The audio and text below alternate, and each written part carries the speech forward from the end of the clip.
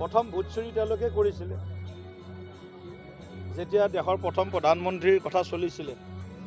নেহেৰুজীৰ পক্ষত মাত্ৰ 2খন ৰাজ্যই ভোটাধিকাৰ সাব্যস্ত কৰিছিল আৰু 17খন নে 18খন ৰাজ্যই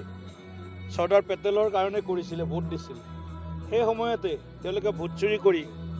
জৱাহৰলাল নেহৰুক প্ৰধানমন্ত্ৰী পাতিছিলে এলাহাবাদ উচ্চ ন্যায়ালয়ে ইন্দিৰা গান্ধীৰ যি নিৰ্বাচন সেই নিৰ্বাচনক অবৈধ ঘোষণা কৰিছিল আৰু 6 বছৰৰ কাৰণে অন্যায়ভাৱে তেওঁ নিৰ্বাচনত প্ৰতিদ্বন্দ্বিতা কৰাৰ বাবে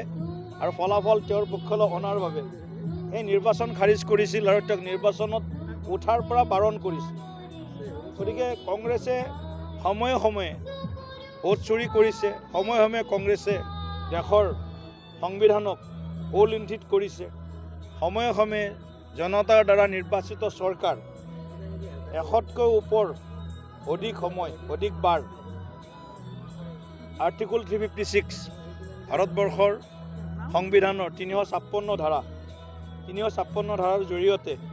ৰাষ্ট্ৰপতি শাসন জাৰি কৰি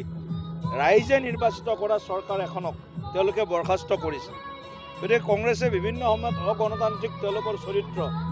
প্ৰকট হৈছিল আৰু কংগ্ৰেছে বিগত যি SIR হ'ল বিহাৰত বা ভাৰতবৰ্ষৰ বিভিন্ন স্থানত যি SIR চলি আছে অসমত SR চলি আছে এই বিহাৰত এখনো তেওঁলোকে নিৰ্বাচন আয়োগৰ বিৰুদ্ধে তেওঁলোকে ক'তো পত্ৰ নিলিখিলে তেওঁলোকে কোৰ্টত নগ'ল কেৱল মাত্ৰ প্ৰেছ কনফাৰেন্স কৰে ৰাহুল গান্ধীয়ে কেতিয়াবা হাইড্ৰজেন বোমা ফুটাই বুলি কয় কেতিয়াবা কিবা বেলেগ বোমা ফুটাই বুলি কয় সেই বোমা ফুটোৱাৰ পিছত গম পাওঁ যে আমাৰ বেলুনৰ শব্দ ফুটিলে যিমান হয় সেই শব্দ বেছি ডাঙৰ হয় আমাৰ সৰু ল'ৰা ছোৱালীয়ে ফুটোৱা বেলুনৰ শব্দ তেওঁলোকৰ হাইড্ৰজেন বোমাত কৰি গতিকে কংগ্ৰেছৰ এইবিলাক কেৱল